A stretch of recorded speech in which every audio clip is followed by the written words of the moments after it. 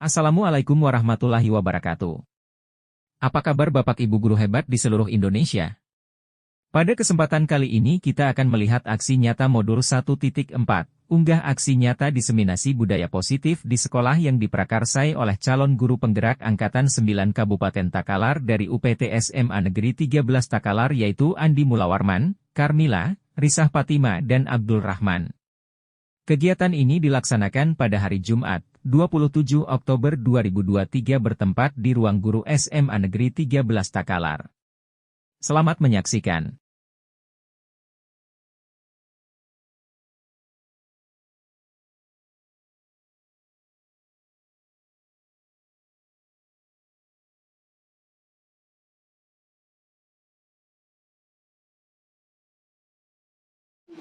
Calon guru penggerak Angkatan 9 UPT SMA Negeri 13 Takalar.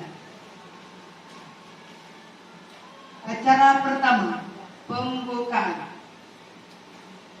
Marilah kita bersama-sama membacakan basmalah untuk kegiatan ini. Acara kedua, menyanyikan lagu Indonesia Raya. Diharapkan kepada seluruh peserta berdiri di tempat.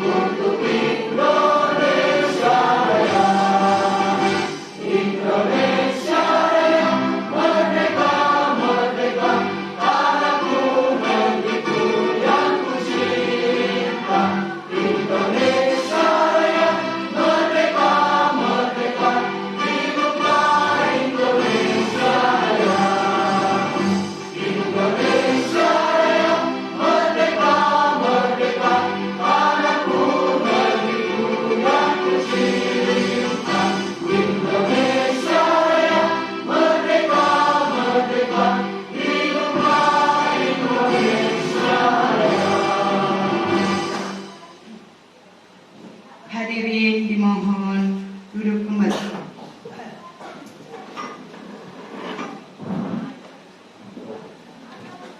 Acara keempat, sambutan oleh Kepala UPT SMA Negeri 13 Takalar. Dengan hormat dipersilakan.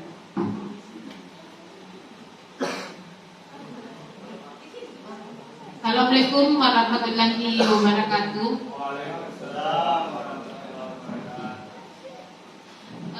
Hari ini alhamdulillah puji dan syukur kehadirat Allah Subhanahu wa taala karena pada hari ini kita melanjutkan sebuah kegiatan yaitu diseminasi budaya positif calon guru penggerak Angkatan 9 SMA Negeri 13 Takalar, yaitu 4 orang guru kita, ada Pak Abdul Rahman, Ibu Risah Fatima, Ibu Karmila, dan Ibu Pak Andi Mulawarman. Puji dan syukur kita panjatkan kehadirat Allah Subhanahu wa taala karena masih diberi kesehatan keselamatan untuk melaksanakan kegiatan ini. Semoga kedepannya kegiatan diseminasi ini bisa berjalan dengan baik. Kemudian Bapak Ibu guru penggerak yang ada di atas 4 orang itu bisa menularkan praktik-praktik baik yang bisa diberikan kepada Bapak Ibu guru yang lain, utamanya yang di PMM dan komunitas belajar di SMA Negeri 13 Takalar. Artinya harapan kita bahwa dengan adanya CGP ini bisa memperbaiki sumber daya manusia yang ada di SMA Negeri 13 Takalar, utamanya Bapak Ibu guru kita. Kemudian juga harapannya ini bisa berjalan dengan baik, dengan lancar. Bapak Ibu guru yang masuk di CGP ini bisa juga tetap melaksanakan pembelajarannya, mengajar dengan baik, lebih totalitas lagi karena harus berbagi waktu sebagai CGP dan harus berbagi waktu sebagai guru di SMA Negeri 13 Takalar. Semuanya tidak boleh ada yang di anak duakan, semuanya harus prioritas, utamanya SMA Negeri 13 Takalar, karena di sini Bapak Ibu kita mendapatkan sesuap nasi, ibaratnya sebongkah berlian. Jadi harapannya bahwa kita selalu profesional di bidang kita masing-masing, sehingga apa yang kita laksanakan bernilai ibadah di sisi Allah dan mendapatkan pahala yang berlipat ganda, utamanya untuk kita sendiri masing-masing, seperti itu. Saya kira itu kata-kata dari saya. Semoga berjalan dengan lancar, dapat dilaksanakan, diikuti oleh Bapak Ibu guru. Kerjasamanya Bapak Ibu guru silakan diikuti kegiatan ini, diseminasi budaya positif. Sekian dan terima kasih. Assalamualaikum warahmatullahi wabarakatuh.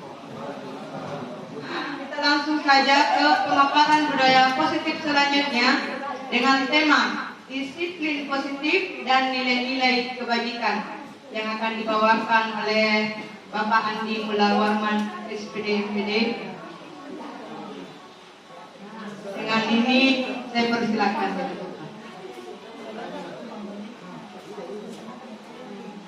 Cek, Urisa.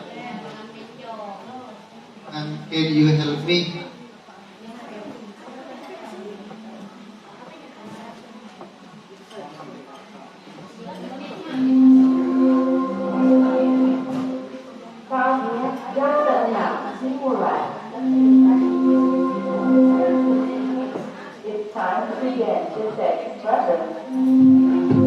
Cek. Cek.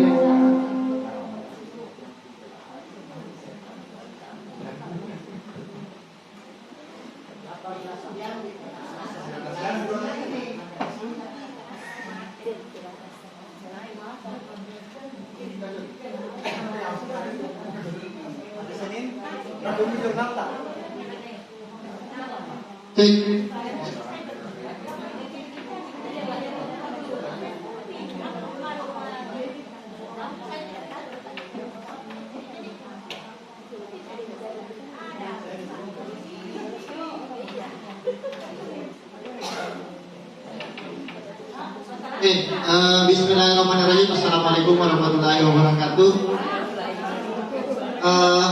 Minum ki atau makan ki bagi habis mi. Oke mungkin jangan mi. Langsung mi. Iya Jumat ki. Oke, Bismillahirrahmanirrahim. Assalamualaikum warahmatullahi wabarakatuh.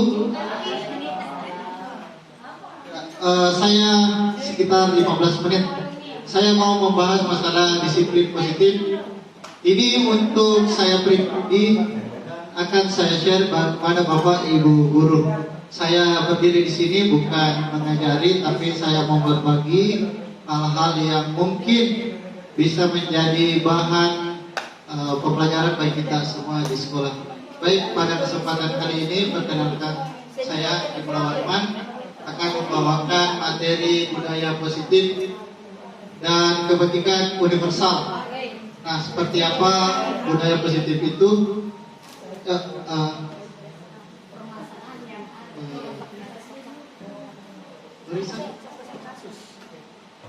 Oke, tadi sudah disampaikan sama Ibu Karmila tentang posisi kontrol. Kenapa itu penting? Supaya kita bisa menentukan di mana posisi positif yang bisa kita lakukan saat ini. Nah, yang paling penting dari ini adalah segitiga restitusi, bagaimana kita menyelesaikan masalah. Namun di pembahasan selanjutnya, next Ibu Risa. Nih, disiplin artinya belajar. Jadi saya ambil yang ini Bu, Bapak ya. Jadi di sesuatu yang dilakukan kepada orang lain untuk mendapatkan suatu kepatuhan. Saya banyak mengangkat masalah ini di guru penggerak karena katanya kerja itu dengan disiplin. Meskipun itu tidak sepenuhnya juga karena mata pelajaran lain pun bisa. Oke. Biasanya disiplin disangkutkan dengan ketidaknyamanan. Pak main cepatnya masuk, terlambat maki sih, lari maki sih. Ya, dihukum maki sih, pusat maki sih. Itu yang pertama. Yang kedua, bukan dengan apa yang kita hargai, tapi apa tujuan yang ingin kita dapatkan sebenarnya. Ya, jadi dulu Pak, waktu saya sebelum guru penggerak, saya minta penjagonya di sini menghukum. Ya, sekarang tidak ada mie pusat-pusat, tidak ada mie lari-lari, yang ada kita belajar bersama. Ya, saya juga banyak belajar dari ini, makanya karena saya anggap ini hal yang positif, makanya saya bagi kepada Bapak Ibu guru. Ini juga bisa jadi pegangan, jadi penambah motivasi kita kalau yang mendaftar teman-teman di calon guru penggerak angkatan 11 itu, ini bisa kita jadikan materi. Oke, selanjutnya Ibu Risa. Oke, menurut William Glasser bahwa nilai kebajikan itu adalah sifat positif yang merupakan tujuan mulia yang ingin dicapai oleh setiap individu. Jadi anak-anak itu tahu apa yang dia inginkan di sekolah ini. Pasti awalnya mereka sekolah karena satu ingin mendapat ijazah. Nah, berurut itu semua, nilainya, sikapnya, etikanya. Nah, itu terpaut dengan visi sekolah menghasilkan peserta didik yang berakhlak mulia sesuai dengan profil pelajar Pancasila. Nah, ujungnya nanti adalah di situ. Namun, tadi disampaikan bagaimana kita mampu menghasilkan sebuah nilai positif, sementara itu hanya terjadi motivasi dari luar atau eksternal, dari gurunya saja, bukan dari anaknya yang merasakan langsung apa yang dia harapkan. Saya disiplin karena Pak Arman suruh Kak, sebenarnya itu bisa, tapi yang lebih bagus saya disiplin karena saya mau menjadi orang yang lebih hebat lagi. Oke, ini nilai kebajikan yang kita harapkan sesuai dengan visi sekolah penggerak: beriman, bertakwa, bernalar kritis, berkomunikasi global, bergotong royong, dan kreatif. Nah, dari apa yang kita lakukan hari ini sebenarnya bisa kita gunakan dalam bentuk aksi nyata. Foto-foto maki kegiatan hari ini masuk ke media aksi nyata, itu bisa menjadi satu poin untuk Bapak Ibu guru sekalian. Foto-foto begini maki, nah, satu nih. Jadi saya disampaikan sama Ibu Nur Samsi, Ibu Kepala Sekolah, bagaimana membuat aksi nyata. Dan di akhir kegiatan bisa dibikin aksi nyata. Foto-foto maki ini. Nanti bikin di PowerPoint, terbang-terbang itu gambar foto A, foto B, foto C. Kasih komentar bagaimana komentarnya Pak Borahima tentang disiplin positif, bagaimana komentarnya Ibu Nur Samsi tentang disiplin positif, bagaimana komentarnya Ibu Windy tentang disiplin positif. Itu bisa masuk di aksi nyata. Kalau yang pelatihan mandiri, baca dulu modulnya 6, 7, 8, jawab soalnya, buat refleksinya, dan lulus di mengulang ki. Maaf, bukti karya. Iya, itu yang saya maksud. Maaf. Oke, selanjutnya Ibu Risa.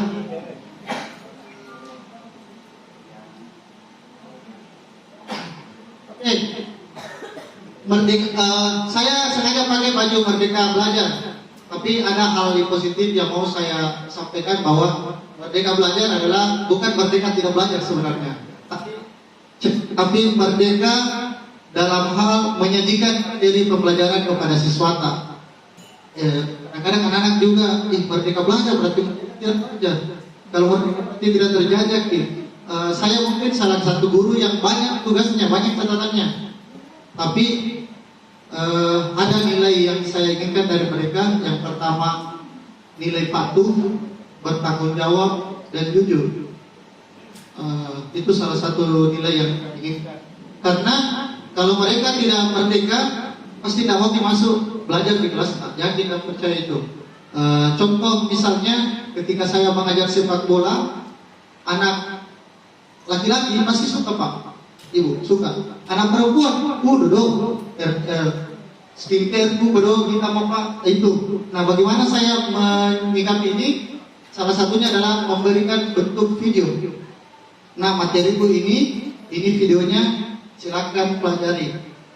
Nah, kan merdeka kan anak, mau belajar main bola, ayo main bola sama-sama. Mau menonton karena takut panas, welcome. Nah, itu yang ingin saya sampaikan untuk mereka. Oke,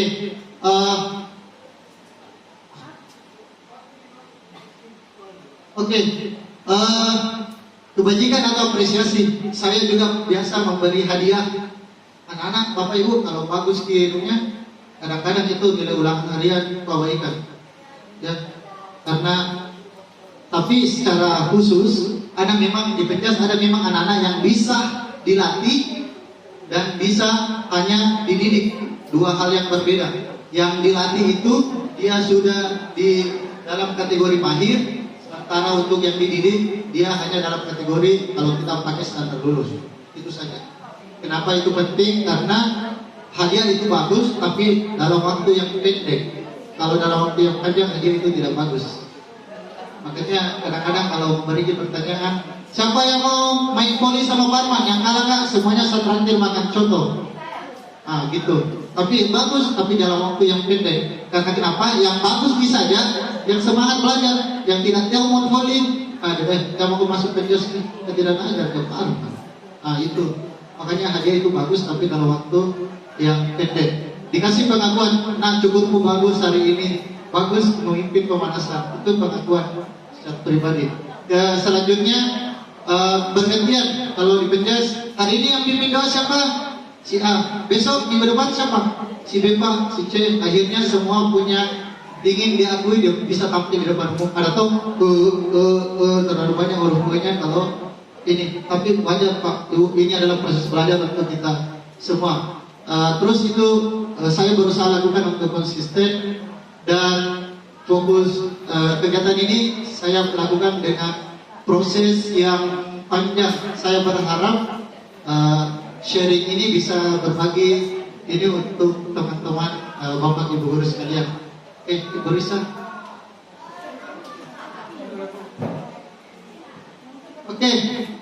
Tadi sudah disampaikan sama Ibu Carmila dua hal ini. Mencatat 100 kali, saya tidak akan terlambat lagi.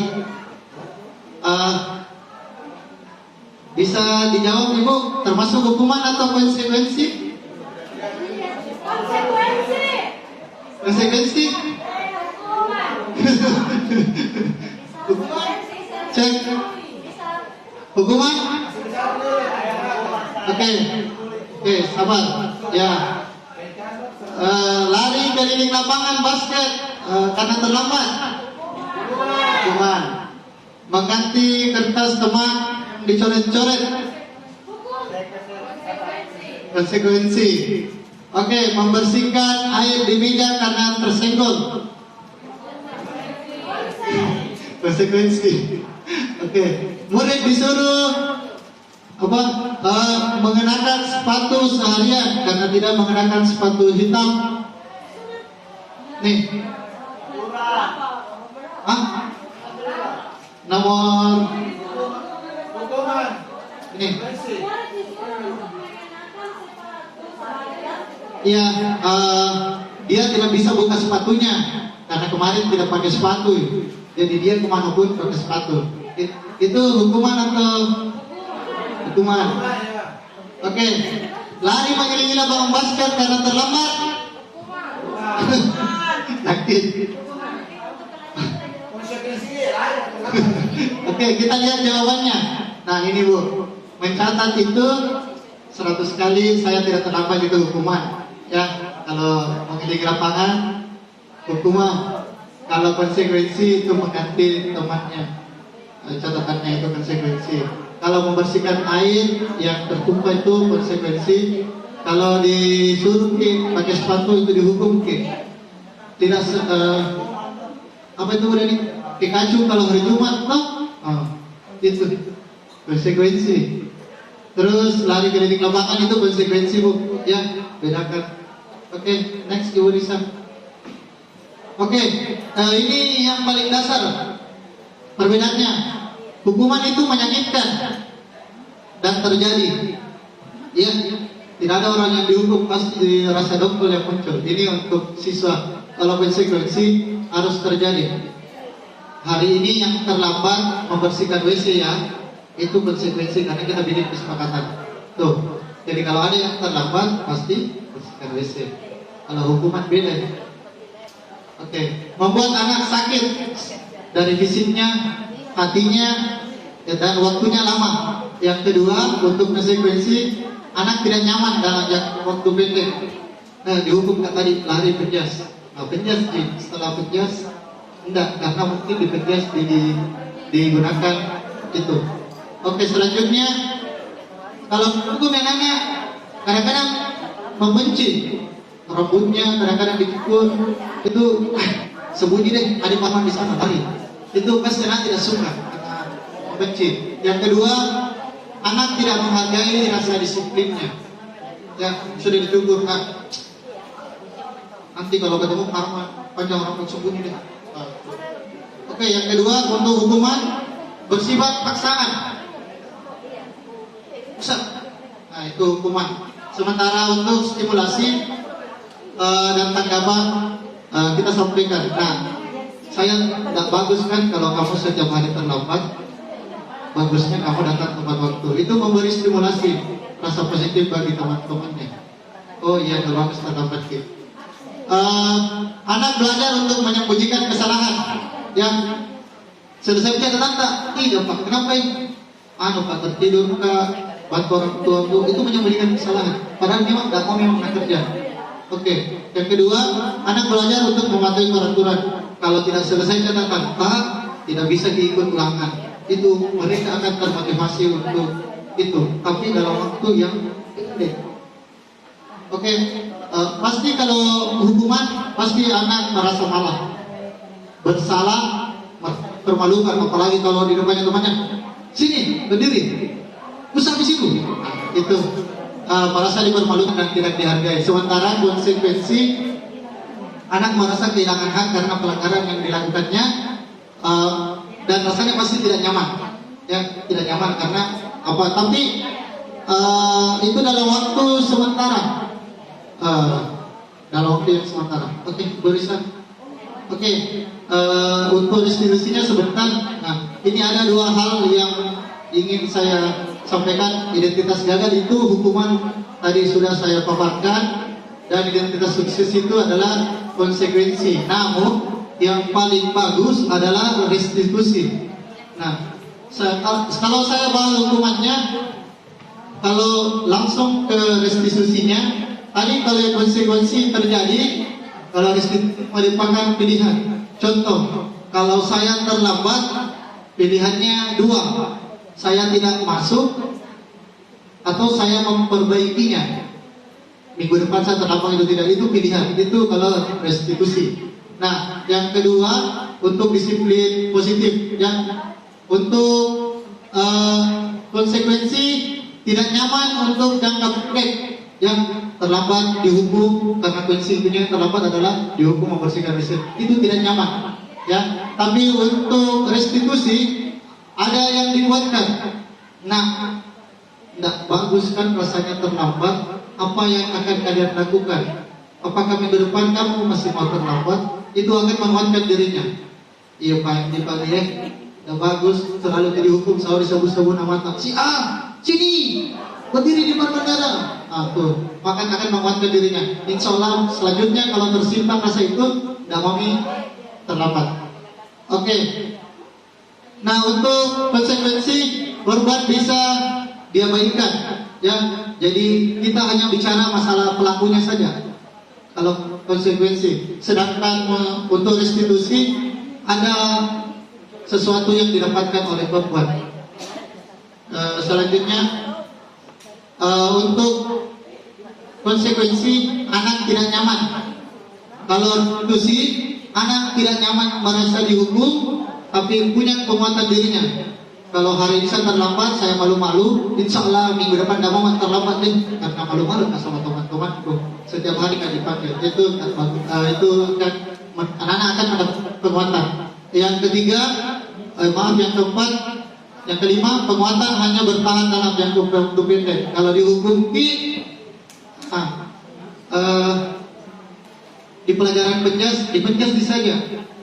Apakah ini bisa tersimpan di pelajaran selanjutnya? Itu kalau konsekuensi. Sedangkan untuk restitusi, kalau terlambat dipenjas, di pelajaran ekonomi selanjutnya tidak mungkin terlambat, karena tadi ada hukuman yang harus dilakukan. Makanya Anda berpikir dalam hati kita bahwa jangan terlambat, saya mau datang tepat waktu di pelajaran selanjutnya. Oke, selanjutnya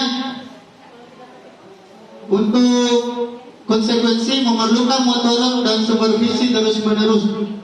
Ini penting untuk supervisi dan monitoring karena mungkin pemahaman kita di sekolah ini yang berfungsi sebagai monitoring dan supervisi adalah guru BK.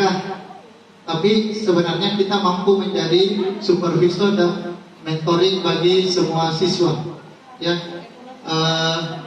dan untuk restitusi kita tidak perlu menggunakan supervisi karena anak bisa mengontrol dirinya sendiri.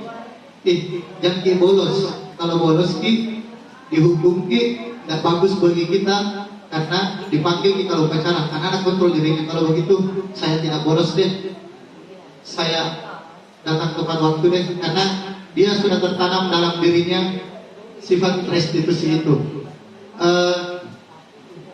Untuk selanjutnya di konsekuensi membantu siswa dalam mengikuti aturan yang diterapkan. Sementara di restitusi membantu siswa menyelesaikan masalahnya sendiri. Nah, kalau bolos dihukum Nah, bagaimana kalau Anda datang tepat waktu? Bagaimana solusinya? Bangun cepatkan ataukah cepat datang? Memberikan pilihan. Dan itu anak-anak yang pilih. Karena anak-anak yang pilih, yakin yang percaya pasti tersimpan dalam hatinya. Tidak menjadi sebuah keterpaksaan. Yang di konsekuensi pasti ngomongnya apa peraturannya? Mampukah kamu melakukan? Terima kasih. Kalau di restitusi, kamu yakin terlambat itu salah? Kamu yakin berkelahi itu tidak bagus untuk sekolah? Itu ada keyakinan. Ya, apakah kamu bisa memperbaiki keterlambatanmu? Apakah kamu bisa memperbaiki hubunganmu dengan ibu guru ini karena kamu membuat masalah keributan di kelas? Jawabannya, kalau restitusi kembali ke anaknya. Insya Allah dengan restitusi pasti anak-anak akan merasa betapa perhatiannya guru sama saya. Apalagi kalau gurunya cantik. Anak-anak itu semangat belajar, mana pun jam terakhir. Ibu Isa masuk, Ibu Ali masuk. Semangatnya guruna. Ibu Baya masuk. Biar jurusan apa misalnya. Kalau gurunya cantik, itu kan menjadi bagian dari restitusi. Yang kemauan dan dalam dirinya. Karena tampilan gurunya menarik, gurunya pakai parfum misalnya, keren, menggunakan tas branded misalnya, itu pasti atau pakai jas, bisa mati. Pasti keren gurunya, pasti anak semangat belajar. Ya, oke. Yang terakhir untuk konsekuensi pasti anak-anak menghormati peraturan. Ya, karena ada hukuman yang dia takutkan. Tapi itu dari luar, bukan dari dalam dirinya. Sedangkan untuk restitusi, anak-anak menghormati dirinya dan orang lain. Ya, saya tidak mau terlambat karena wali kelasku misalnya, tidak enak kalau nampaknya terus ke ibu ani menghadap. Bila menghadap ke armal lagi, kenapa ulang? Ya kan akan tertimbul rasa tertanam dalam dirinya untuk memperbaiki dirinya sendiri. Akhirnya nilai-nilai positif itu ada. Oke, Bapak Ibu, ada hal yang ingin saya bagikan bahwa untuk membuat video itu nggak mesti di aku, karena merdeka belajar, merdeka mengajar, merdeka juga bentuknya. Begitu Saudara Samsudin. Nah, yang penting ada, karena selalu dirundung oleh pihak sekolah. Mana aksimu? Mana apa yang kau lakukan? Tadi kita bahas pakai deh 18 jam di sekolah dan subhanallah. Iya 37 jam. Oke, itu saya. Kalau ada yang mau share, mungkin sebentar. Mungkin cukup saya. Mohon maaf atas segala kekurangan. Akhir kata, kadang-kadang wa yakum ajmain. Assalamualaikum warahmatullahi wabarakatuh. Ipa Rahman. Ya.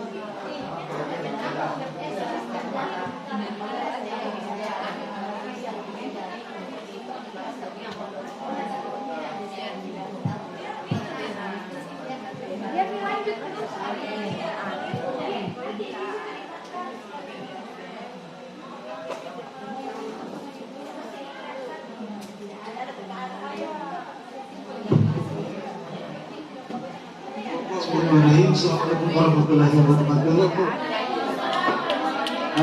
Jadi kembali mohon maaf untuk berhubur pada pagi cerita waktu banyak. Untuk materi yang akan saya bawakan ini cukup singkat, yaitu 5 kebutuhan dasar manusia. Dan meskipun pada dasarnya kita bukan hanya memiliki 5 dasar kemampuan kita sendiri sebagai manusia, tapi yang akan saya bawakan ini adalah 5 kebutuhan dasar manusia dalam lingkup kita di sekolah sebagai pengajar, sebagai guru, dan sebagai murid di sekolah. Baik, sebagaimana kita ketahui bahwa seluruh tindakan manusia itu memiliki tujuan tertentu. Apapun yang kita lakukan, apapun yang kita laksanakan itu, tentunya kita ada tujuan yang akan dicapai. Untuk apa sih kita melakukan seperti ini? Apa yang ingin kita inginkan sehingga kita melakukan hal-hal yang seperti ini? Itu yang perlu barangkali kita sadari. Kemudian semua yang kita lakukan itu adalah usaha yang terbaik untuk mendapatkan apa yang kita inginkan. Kemudian ketika kita mendapatkan apa yang kita inginkan, sebetulnya itu kita sedang memenuhi satu atau lebih dari kebutuhan dasar. Jadi apapun yang kita lakukan yang seyogyanya, dan tentunya kita ingin mendapatkan hasil yang terbaik dari apa yang kita lakukan. Dan ini merupakan suatu kebutuhan dasar, kebutuhan kita sebagai manusia. Oke, selanjutnya 5 kebutuhan dasar manusia itu yang pertama adalah bertahan hidup, kemudian yang kedua adalah penguasaan, ada kasih sayang dan rasa diterima, kemudian kebebasan dan kesenangan. Kemudian untuk kebutuhan bertahan hidup, kebutuhan bertahan hidup atau survive itu adalah kebutuhan yang bersifat fisiologis untuk bertahan hidup, misalnya kesehatan, rumah, dan makanan. Kemudian kebutuhan biologis sebagai bagian dari proses produksi, termasuk kebutuhan untuk tetap bertahan hidup. Kemudian komponen psikologis pada kebutuhan ini meliputi kebutuhan akan perasaan aman. Kemudian dalam kasus ada sebuah kasus itu yang kasus Doni. Apabila jawaban Doni ketika ditanya oleh Ibu Ambar, jadi ada sebuah kisah ya dalam sebuah kasus Doni. Doni itu ditanya oleh Ambar karena ia lapar dan orang tuanya tidak membawa bekal makan siang, maka kebutuhan dasar yang sedang berusaha dipenuhinya adalah untuk bertahan hidup. Jadi itu suatu kebutuhan untuk bertahan hidup. Jadi bagaimana kita berusaha untuk tetap bertahan hidup meskipun barangkali kita ada hal-hal yang mungkin bisa membuat kita terkadang kesulitan dalam mencapai kebutuhan tersebut. Oke, lanjut. Yang kedua adalah kasih sayang dan rasa diterima. Ini kebutuhan untuk diterima. Jadi kita barangkali semua punya kebutuhan itu, yaitu kebutuhan pengen diterima. Kita ingin diterima di masyarakat kita ingin butuh diterima di lingkungan, utamanya kita di sekolah. Siswa juga seperti itu, butuh diterima dengan teman-teman yang lain. Ini rasa kebutuhan dasar yang kedua. Selanjutnya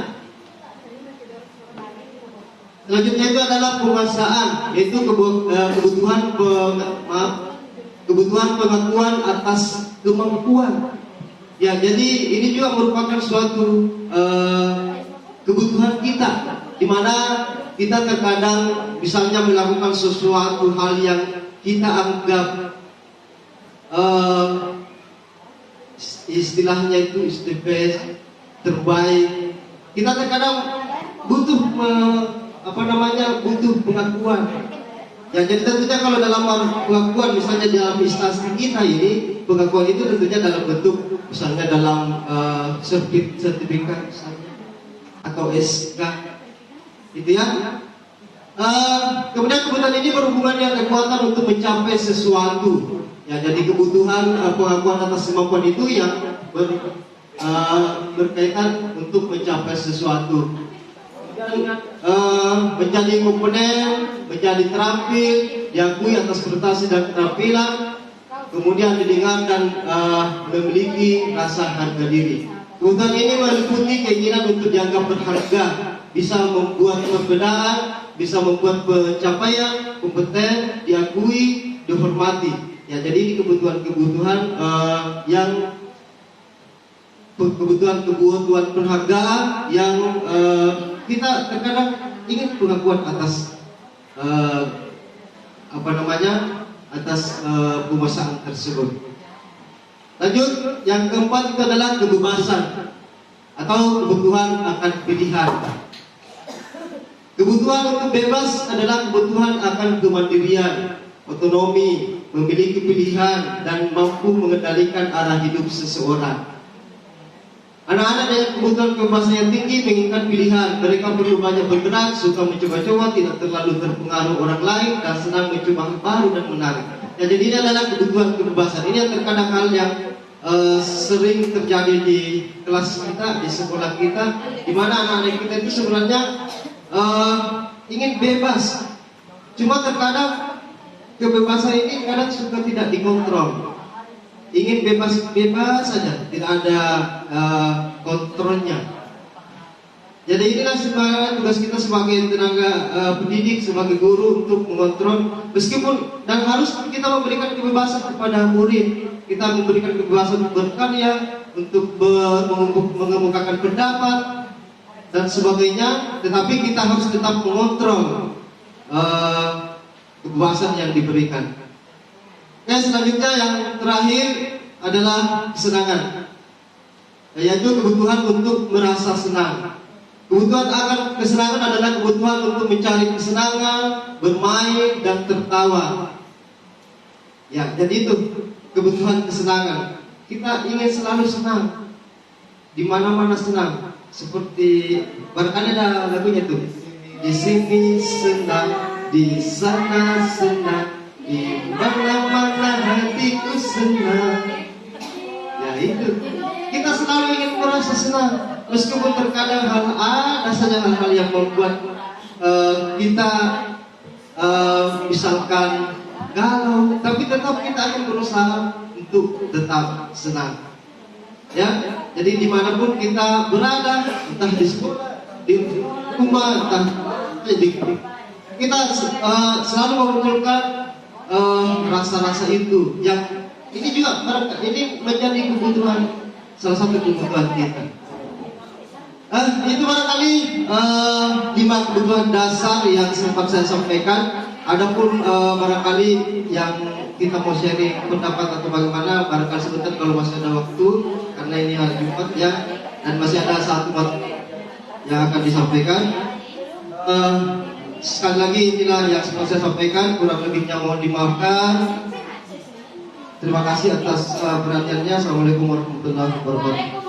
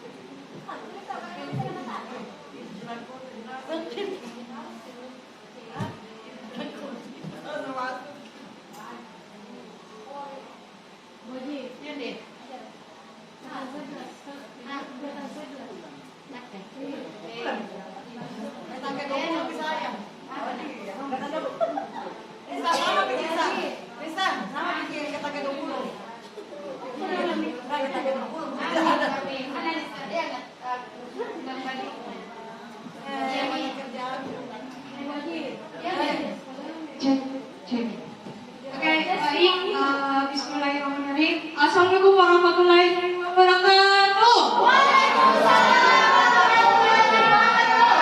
Ya, oke, baik Bapak Ibu.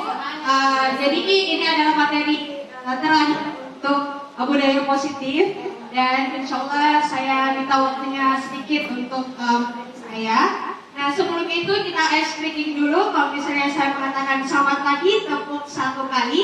Kalau saya mengatakan selamat siang, tepuk 2 kali. Dan selamat malam, tidak ada tepukan. Bisa Bapak Ibu? Bisa! Oke, semuanya berdiri dulu Bapak Ibu, karena lihat ini semuanya harus semangat ya. Oke, bagaimana Bapak Ibu? Sudah siap? Siap! Selamat pagi! Selamat pagi! Selamat malam! Tidak. Ya, oke. Selamat siang! Oke, selamat pagi! Siang! Malam! Ya, oke. Terus kita naik level dulu.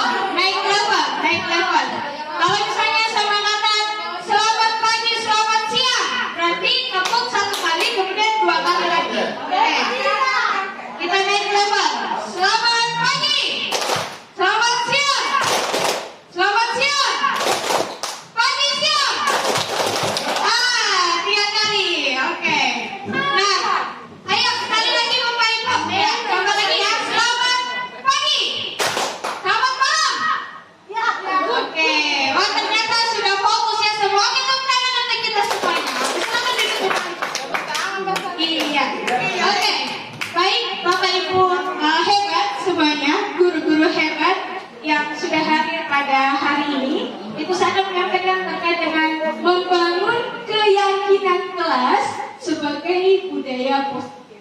Nah, keyakinan kelas ini pasti sebelumnya itu guru-guru sudah pernah melakukan, yaitu ada yang namanya kesepakatan kelas. Ya, kontrak belajar. Nah, pembelajaran ketiga ini itu terkait dengan keyakinan kelas, di mana apa sih itu sebenarnya keyakinan kelas dan budaya positif itu sendiri. Jadi keyakinan kelas itu merupakan suatu positif yang dapat diterapkan di lingkungan kelas tersebut.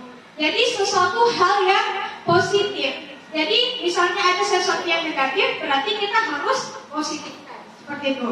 Jadi seperti itulah keyakinan kelas. Dan budaya positif itu adalah nilai-nilai atau keyakinan dan kebiasaan yang berpihak kepada murid sehingga murid menjadi pribadi yang lebih baik. Nah, sebelumnya guru-guru sudah melakukan kesepakatan kelas ya, Bapak Ibu? Sudah. Nah, sebenarnya dari kesepakatan kelas itu menjadi keyakinan kelas. Di mana tadi yang dijelaskan oleh Pak Arman itu terkait dengan nilai-nilai kebajikan universal. Nah, nilai-nilai kebajikan universal itu masuk dalam keyakinan kelas. Seperti apa itu nilai-nilai kebajikan universal? Misalnya seperti bertanggung jawab, disiplin. Nah, itu masuk dalam nilai-nilai kebajikan yang universal. Ya? Oke, selanjutnya Bapak ya. Mengapa tidak peraturan saja? Mengapa harus keyakinan kelas? Ya, di sini ada pertanyaan, mengapa kita memiliki peraturan harus menggunakan helm bila mengendarai kendaraan roda 2? Kira-kira kenapa? Untuk apa Bapak Ibu? Untuk ya, betul. Keselamatan, keamanan diri kita. Itulah kenapa pentingnya kita memakai helm. Kemudian, mengapa kita memiliki peraturan 3M? Menggunakan masker, mencuci tangan, dan menjaga jarak 1,5 meter. Untuk apa Bapak Ibu?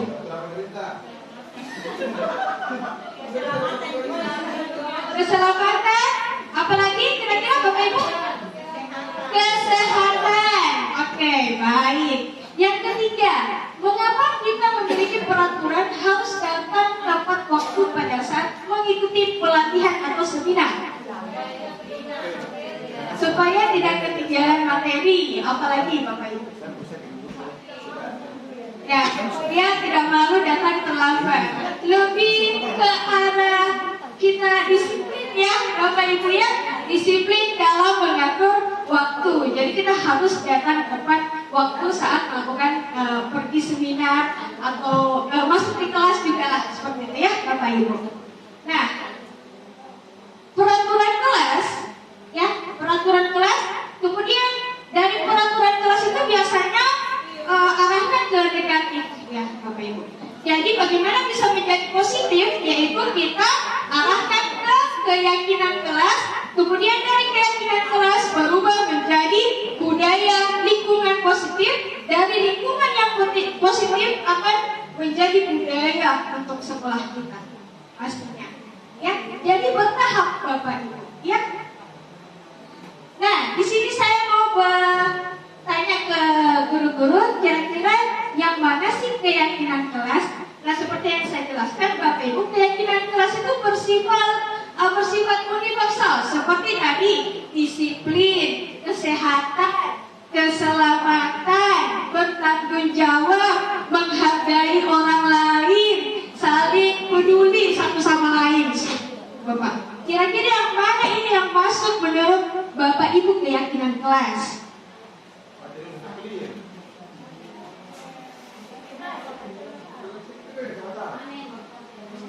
Di sini ada datang tepat waktu mengucapkan salam. Kira-kira masuk kesepakatan atau keyakinan? Keyakinan. Oke. Seperti yang saya jelaskan tadi, Bapak Ibu, keyakinan itu bersifat universal. Ya, yaitu seperti bertanggung jawab, ya, menghargai satu sama lain. Ya.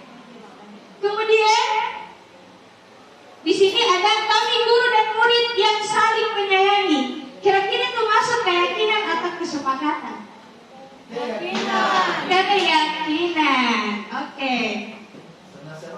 Kami murid yang semangat belajar. Kami murid yang semangat belajar. Posisinya di mana Ibu Bapak Ibu? Keyakinan. Oke, keyakinan. Kemudian kami murid yang peduli dengan teman-teman. Keyakinan. Jadi di sebelah itu coba ya, jadi di sebelah itu adalah kesepakatan kelas. Ya. Nah, kesepakatan kelas itu tadi ada bagaimana kita datang tepat waktu, ya, bagaimana kita, dan datang tepat waktu itu akan berubah menjadi keyakinan kelas, yaitu masuk dalam posisi disiplin. Nah, keyakinan kelas itu adalah disiplin. Nah, baik Bapak Ibu, karena saya tidak mau lama-lama karena hari Jumat, hari ini saya mau bersama dengan guru-guru untuk membuat kesepakatan kelas kemudian menjadi keyakinan kelas. Sekarang saya mau membagikan sticky note ke Bapak Ibu. Kira-kira silakan ditulis kesepakatan kelas yang sering Ibu terapkan di kelas Bapak Ibu. Silakan tulis apa kesepakatan yang sering Bapak Ibu lakukan di kelas.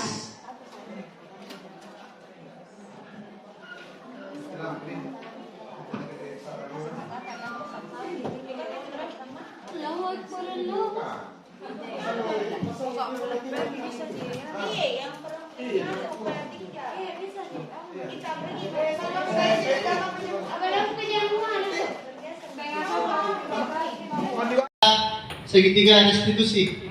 Yang kedua, contoh posisi kontrol sebagai manajer.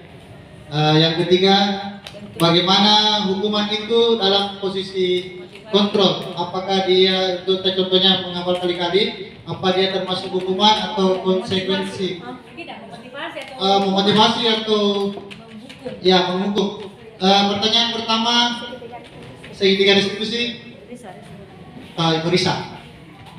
Oke, baik, terima kasih banyak atas kesempatan yang diberikan. Jadi ada pertanyaan terkait dengan segitiga restitusi. Jadi memang tadi itu keyakinan kelas. Di dalam keyakinan kelas itu nanti kalau misalnya ada anak-anak didik kita yang melakukan ada masalah atau kesalahan, itu yang harus dilakukan itu bukan langsung menghukum, tapi menggunakan metode segitiga restitusi. Di mana segitiga restitusi itu ada 3 bagian, Bapak Ibu.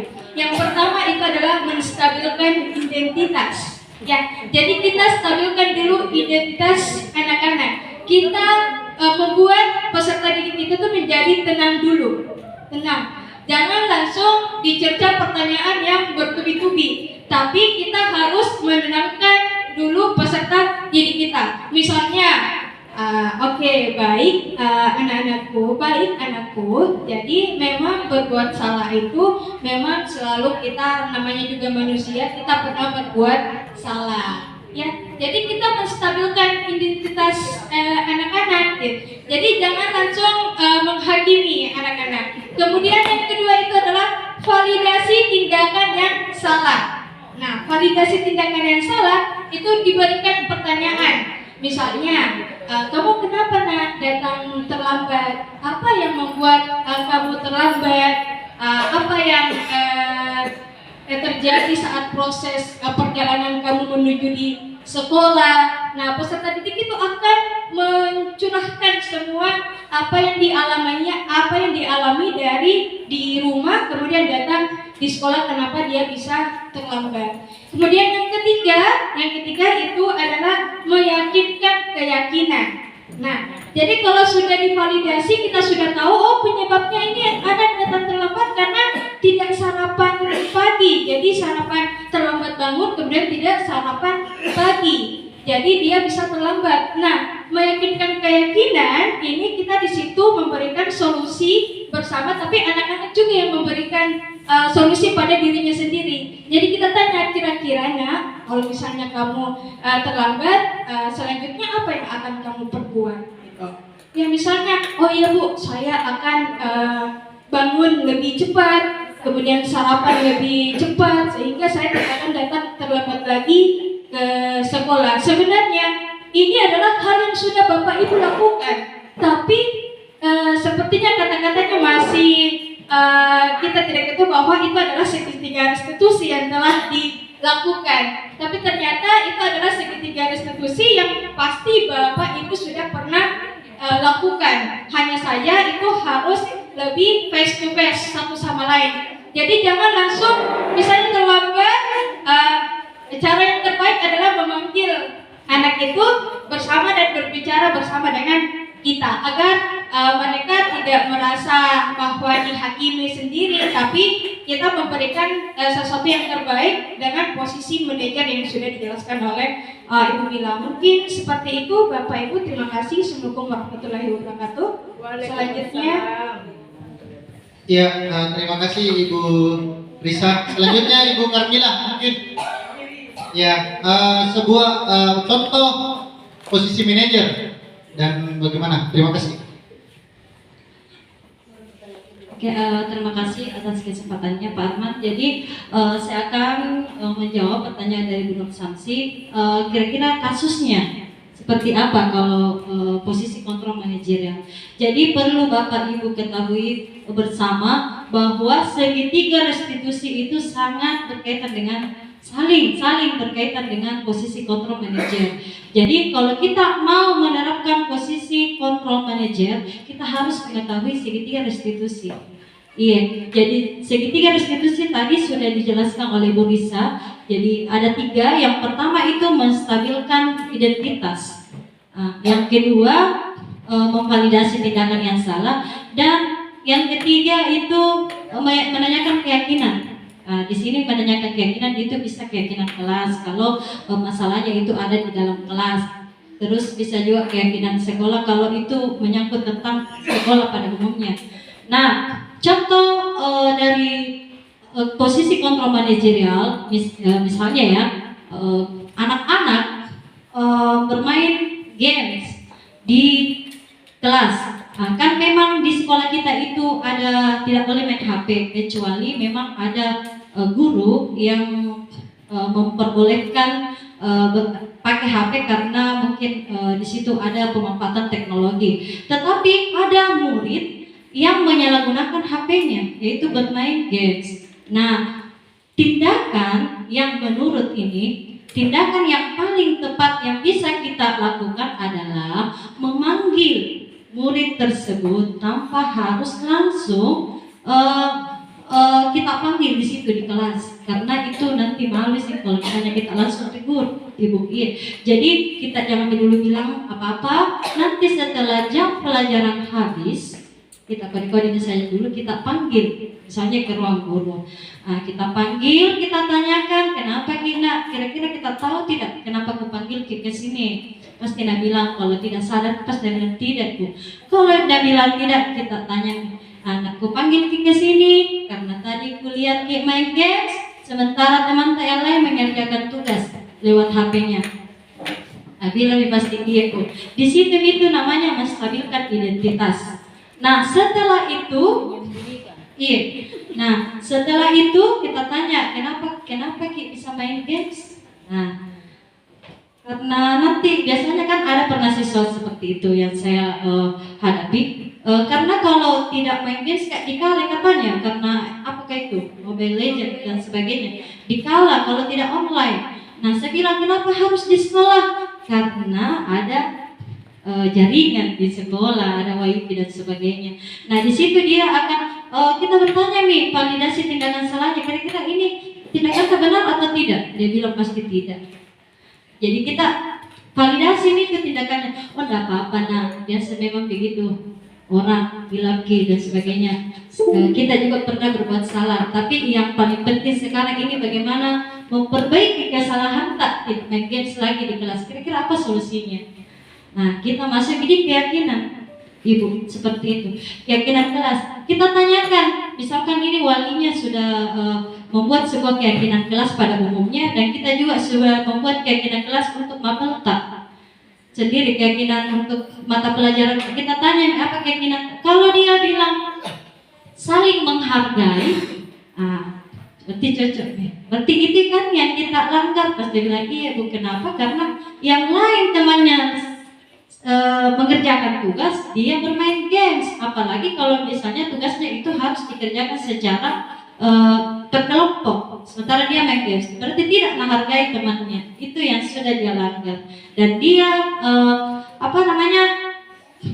mengakui itu. Kita lanjut pertanyaannya. Nah, kira-kira apa solusinya? Itu yang dinamakan dengan segitiga restitusi. Jadi menstabilkan identitas, memvalidasi tindakan yang salah, dan menanyakan keyakinan.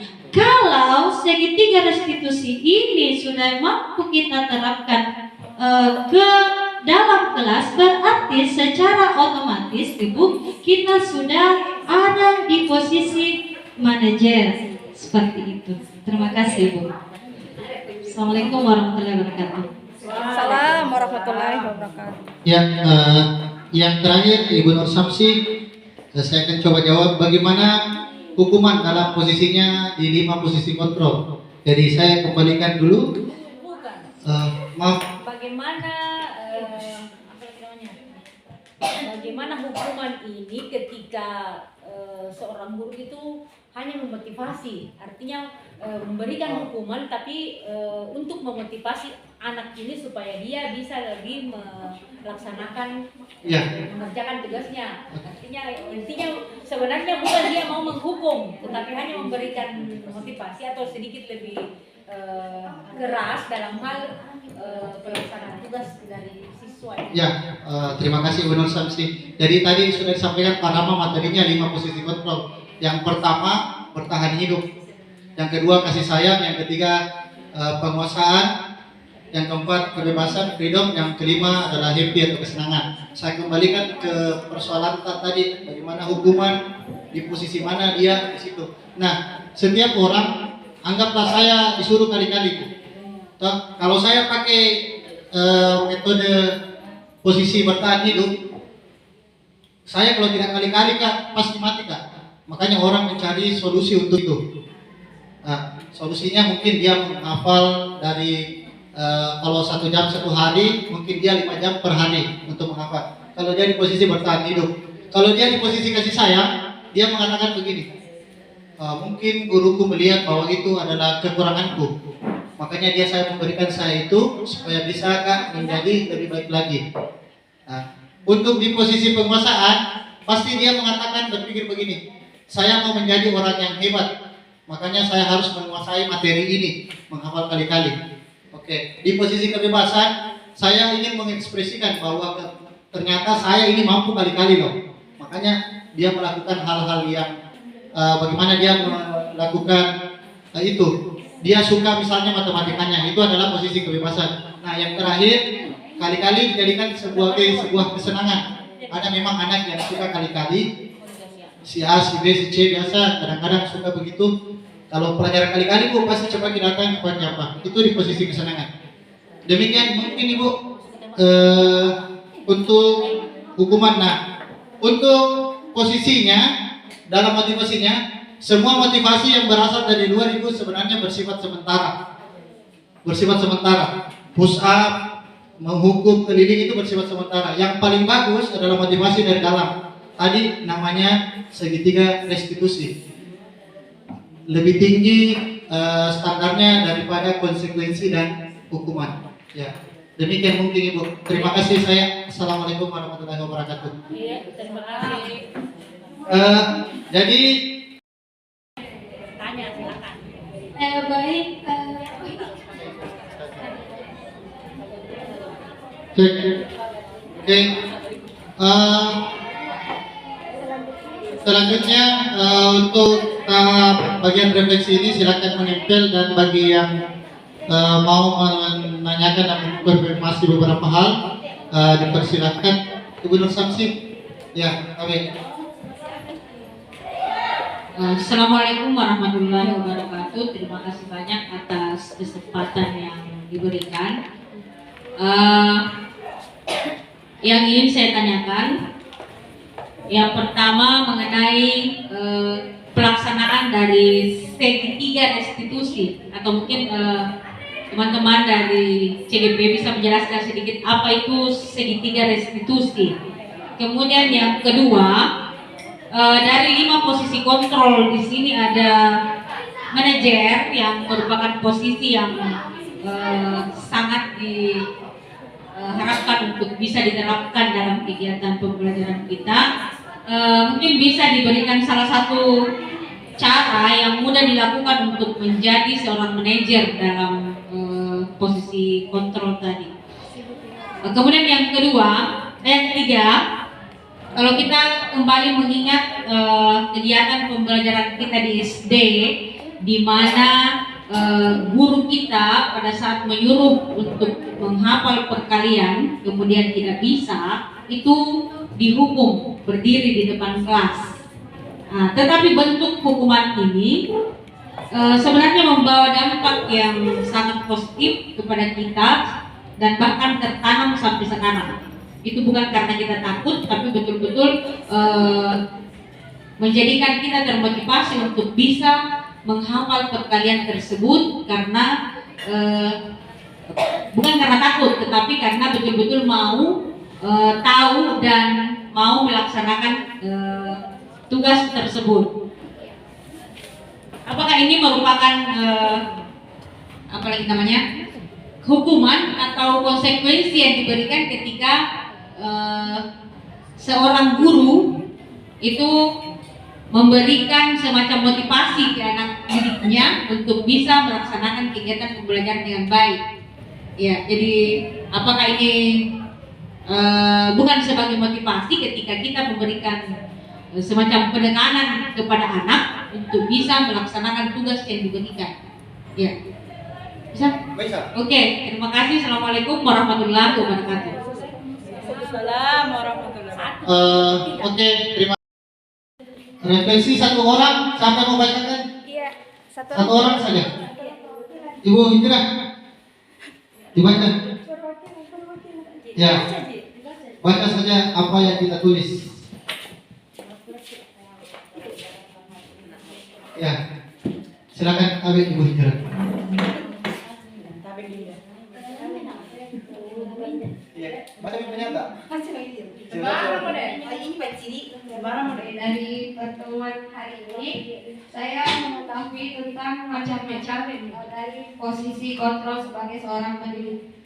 Terus juga mengetahui bagaimana cara membuat kesepakatan di dalam kelas. Mungkin itu yang dapat saya berikan. Oke, Ibu Maya, saya mau suaranya, suara merdunya. Iya. Tapi Ibu Maya. Iya. Dia makin. Ya, di sini ilmu baru tentang 3 posisi kontrol, yaitu 5 ya. Apa tulisan ini? Yaitu penghukum, pembuat merasa bersalah, manajer, dan sebagai teman saya.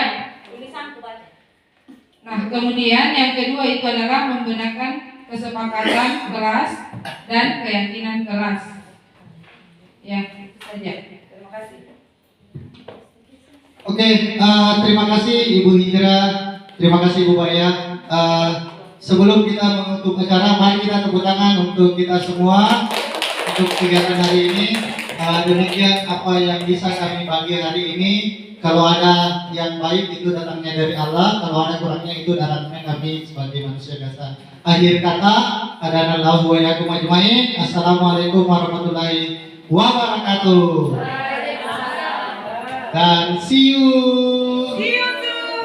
Terima kasih. Sama-sama.